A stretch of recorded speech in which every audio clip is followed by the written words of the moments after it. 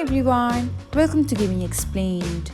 Today in this video, I'm going to guide you through how you can turn off sound effects on Magic Cube. So let's get started. First of all, open the Magic Cube app on your device. Now tap on the gear button.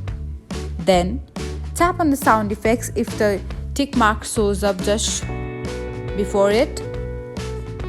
And that's it. Once the tick mark disappears, this is how you'll know that the sound effects have been disabled.